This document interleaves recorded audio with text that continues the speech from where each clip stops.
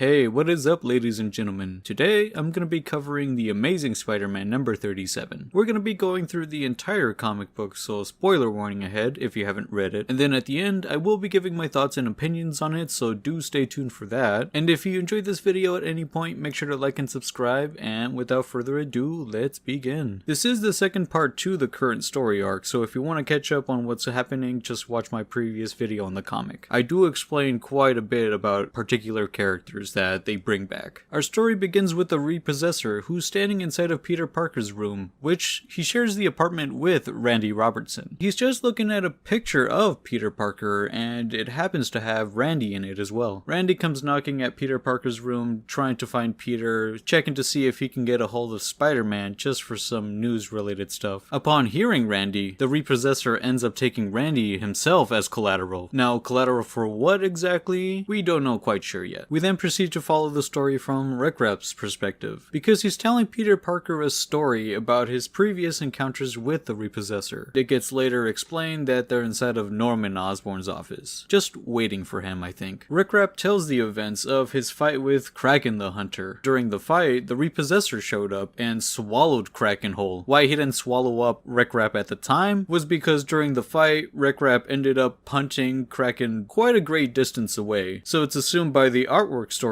aspect that the Repossessor simply just didn't even see Rek-Rap. And at this point, Peter Parker interrupts him, and he explains how the Repossessor is just a lackey commanded by Madeline Pryor, meant to take back the demons, and he's calling out Rek-Rap on tricking him for saving him from going back to Limbo in the previous issue. Rek-Rap does agree with the accusations, but he claims that there's still bigger things afoot, and if he wants to find out more, he's got to catch Rek-Rap in the next episode. And at this point in the story, I'm genuinely thinking that they're gonna hold off more lore until the next issue. But no, we do get faked out, and he continues explaining after Peter Parker persists. After the Repossessor swallowed Kraken up, he wanted to see where the Repossessor was gonna go, so he followed him. The Repossessor ended up at this random person's apartment, and now you hear from the inside are someone screaming, "I don't have any money. You can't be in here." Then he sees the Repossessor leave the apartment, but instead of looking like a monster, he goes back looking like the regular person. He then follows him over to Queens, where he spots him go into the attic, and there he sees flashing lights while he's looking from the outside, which does intrigue him. But he states to Peter how he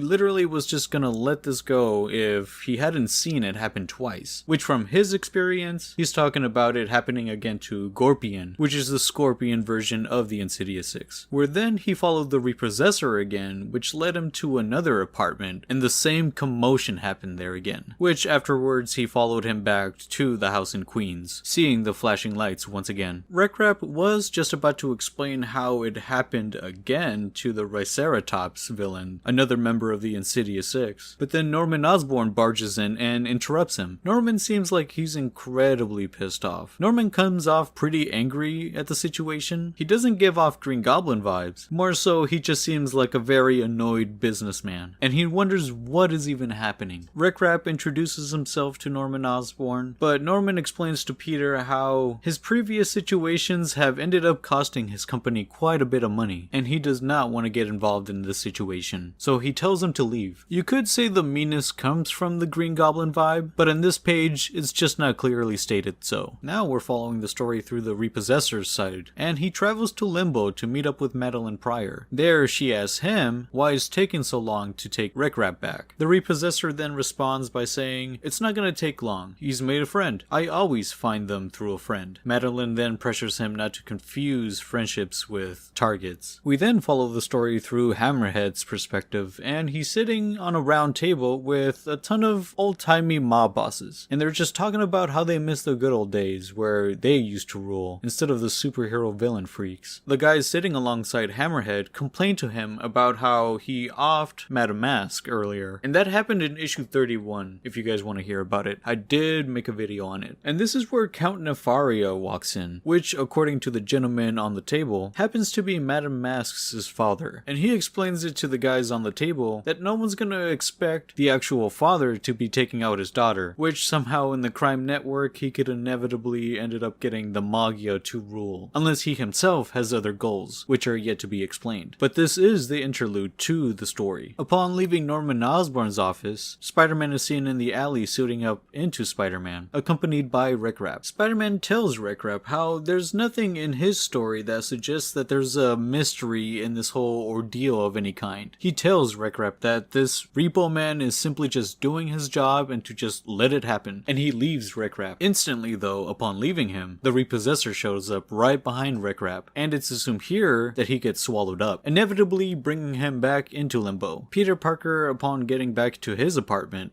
he notices that it's a chaotic mess, and there's damage everywhere. This is where he remembers Rek-Rap's story, the part after the Repossessor swallows up a member of the Insidious Six. He ends up going into a random person's apartment and demanding some money, or causing a commotion at least. Peter notices a phone on the ground and he picks it up, and it's Randy's. This is where he connects 2 and 2 together and realizes that the Repossessor is doing extracurricular activities, aside from bringing in all the demons. Immediately, Peter suits up again into Spider-Man and takes off, headed straight towards the house that he grew up in, recalling from earlier how the Repossessor inevitably ends up at the house. We cut over to Rek-Rap's perspective after getting swallowed up by the Repossessor, and he's inside of Limbo. Upon landing, he gets confronted by all the Insidious Six members that he fought. We don't get told more than that from his perspective. We change our scenery over to Queens, where we accompany Spider-Man, investigating the attic. Upon arriving, he shouts out Randy's name, hoping that he'll find him. The Repossessor walks out instead, and claims how he was hoping he would come. Spider-Man demands to know where Randy is, but the Repossessor declines that information, stating that Randy is collateral for Peter. The Repossessor then transforms from the human form over to the monster form, and begins going after Spider-Man, claiming that Spider-Man owes him a great debt. Unfortunately for Spider-Man though, the Repossessor manages to get a hold of him, and swallows him whole. This is where we get left off on our cliffhanger, with the Repossessor upon swallowing Spider-Man, stating that they're even now, and to be continued. So what do I think about the comic book itself? Well, I can honestly say I heavily enjoyed it. It was definitely a lot of fun for being kind of a filler issue for the subsequent storylines that they're building up towards. Typically, I tend to bash the intro of the stories because they tend to be kind of cringy and whatnot, but in this particular issue, it was actually pretty good. Starting off with the hook with the Repossessor taking Randy for mysterious reasons, that was pretty good. I mean, not really mysterious reasons. He did say it was collateral, but I'll talk more about that later. Once again though, I did enjoy that intro. It was pretty good. Rek-Rap himself is building up to be quite an enjoyable character, I would say. I love the way they built on his mystery by having him retell the events of the previous times he met the Repossessor, and explaining to Peter Parker how he kept it all from him, just to save his ass. There was also that one part where he was explaining it to Peter how it didn't bother him seeing Kraken the Hunter get swallowed up until it actually happened a second time. That's when it intrigued him. There was also that moment where Rek-Rap introduced himself to Norman Osborn. That was a pretty enjoyable interaction. Although, as I stated earlier in my previous explanation of the comic, Norman in this scenario just happens to be a pretty mean businessman. Seeing a moment like this with Peter Parker, he sees it as a waste of his time and company money, and he just wants to see it gone. I mean, technically it's reasonable, but so far that's kind of a huge shift in character as how they portrayed him in the previous entirety of the run, which has been him just being a kind guy to Peter Parker, helping him out in any way he can, which was shocking in this case because he declined to help Peter. The moment with the Repossessor when he's confronting Madeline Pryor as she questions to him why it's taking so long to pick up Rek-Rap, that little joke that the Repossessor tells where he mentions that Rek-Rap has made a friend and that he always finds them through a friend is a pretty great subtle joke I like to just debt collectors in general, and it also builds up more lore on the Repossessor and what he's up to. My theory though is he's also taking people that he previously would check up on in order to claim the debt back, just like how he did with Peter Parker, which is why Randy was taken. I really enjoyed the interlude that teased a little bit more on the story that they're working on for the subsequent issues. It introduced a new character to me, which was Count Nefaria, and his relationship with Madame Mask. This really portrays him to be a very evil man, because he teamed up with Hammerhead to take out Madame Mask, his own daughter daughter. We're really in for the subsequent story, not gonna lie. I'm pretty curious to see what they're gonna do with it, especially with this level of writing. So far, I'm enjoying the issue, like I said. Biggest 180 for Peter in this comic when he decides to neglect helping Rek-Rap and he gets taken by the repossessor, and upon getting to his apartment, he notices Randy's gone. Immediately connecting the dots, he suits up and runs off in search of Randy and the repossessor, while also admitting to himself that Rek-Rap was also right. The repossessor was doing some extra activities aside from taking back the demons. Not complaining about the 180 itself, it actually fit quite well into the story. And Spider-Man starts feeling more like a hero in this issue, which is another plus. Last thing though worth mentioning is Spider-Man is heading back to Limbo. Upon getting swallowed by the repossessor, that's exactly where he's headed. He's probably gonna immediately end up meeting up with Rek-Rap, and they're both gonna team up to do some crazy shenanigans, which we'll see in the next issue. But I want to know what you guys thought about the issue. Are you guys enjoying the story so far? What are your guys' thoughts on it? And if you enjoyed this video at any point, make sure to like and subscribe, and I'll see you guys next time.